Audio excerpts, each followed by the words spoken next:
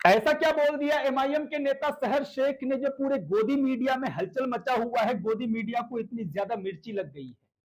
सहर शेख ने सिर्फ इतना कहा है कि इस बार तो हम बहुत कम सीट जीते हैं एमआईएम के, और आने वाले 5 साल बाद हम और ज्यादा सीटें जीतेंगे और पूरे मुंबई को हम हरे रंग में नहला देंगे। सिर्फ इतना ही कहना था कि गोदी मीडिया में पूरी तरीके से मानो भूचाल आ गई।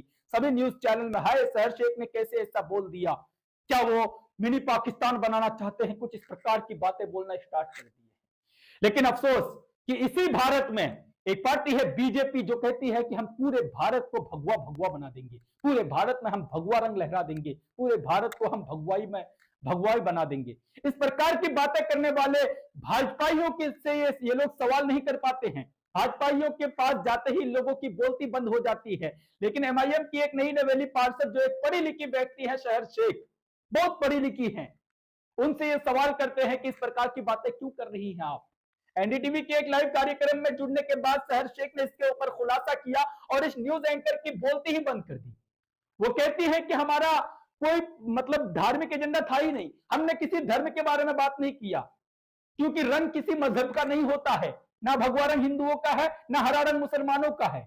हमने तो सिर्फ अपने पार्टी के फ्लैग के ऊपर बात किया, क्योंकि हमारे पार्टी का जो फ्लैग है, जो झंडा है, वो हरे रंग का है। तो हमने कहा कि हमारे और भी ज्यादा कैंडिडेट्स जीतेंगे तो हमारे हरा रंग जो है वो पूरे मुंबई में फैलेगा। हमने इसी के बारे में सिर्फ बातें किया। लेकिन ये गोदी एंकर, मोदी की दलाल, ये कहती है कि क्या तुम्हारे पार्टी के लोग ये इजाजत दिए हैं तुमको बोलने के लिए? क्या पार्टी में किसी ने तुमको ये बताया है इस तरीके की बातें करो जाकर के? ये पढ़ी लिखी व्यक्ति लगातार इंग्लिश में इनको जवाब देती है, इनकी बोलती बंद कर देती है। लेकिन सवाल यहां पर यह भी खड़ा होता है कि क्या इन लोग के ऊपर कोई कार्रवाई नहीं होती है, जो सिर्फ मुसलमान नेताओं को ला करके कटघरे में खड़ा करते हैं और उनके ऊपर सवाल जवाब करते हैं। लेकिन यही बीजेपी वाले जो कहते हैं कि हम इस शहर को भगवा बना देंगे, उस शहर को भगवा बना देंगे, हम हिंदुस्तान के मैप में भगवा ही भगवा छा देंगे, इन लोगों के ऊपर कोई सवाल नहीं होता है, क्योंकि ये लोग खुद बिके हुए हैं और मोदी की फेंके हुए टुकड़ों पर ये लोग पलते हैं। सवाल ये भी खड़ा होता है यहां पर कि सिर्फ मुसलमानों से ही सवाल क्यों? लेकिन यहां पर एक बात और है कि सहर शेख से इस एंकर ने पूछा कि ये जो आप हिजाब पहनी हुई है, क्या हिजाब पहनना ही एआईएमआईएम में लीगल है? क्या बिना हिजाब के आपको रहने की अनुमति मिलेगी? तो सहर शेख कहती है कि हमारे पार्टी की ओर से कोई इसका दबाव नहीं है, ये मेरा पर्सनल चॉइस है कि मैं क्या पहनूं क्या ना पहनूं। एक बार जवाब दे देती है, फिर उसी बात को दोहराती है, फिर ये कहती है कि हमारा पर्सनल चॉइस है, हम जो भी पहने। फिर उनका इंस्टाग्राम से निकाल कर कोई वीडियो दिखाती है कि तुम तो यहाँ पर बिना हिजाब के हो। वो कहती है कि मेरा मन है, मैं पहनूं या ना पहनूं, ये मेरा पर्सनल चॉइस है, पार्टी का कोई लेना देना नहीं है इससे, मेरा पार्टी मुझे नहीं बताएगा कि मुझे क्या पहनना है। फिर भी ये कहती है बार बार कि क्या ओवैसी साहब ये इजाजत देंगे, क्या पार्टी ये इजाजत देंगे, क्या आप आगे भी इसी प्रकार से रहेंगे? अरे भाई, तुमको क्या लेना देना है? वो किसी तरह भी रहे, वो उनका पर्सनल चॉइस है, वो पहने हिजाब या ना पहने, वो दुपट्टा पहने या ना पहने, वो बुर्का पहने या ना पहने। तुम कौन होती हो इस प्रकार के सवाल करने वाली? पत्रकार हो या दलाल हो? पत्रकार हो तो पत्रकारिता करो, उन फैक्ट को दिखाओ जो इस देश को बर्बाद कर रहे हैं।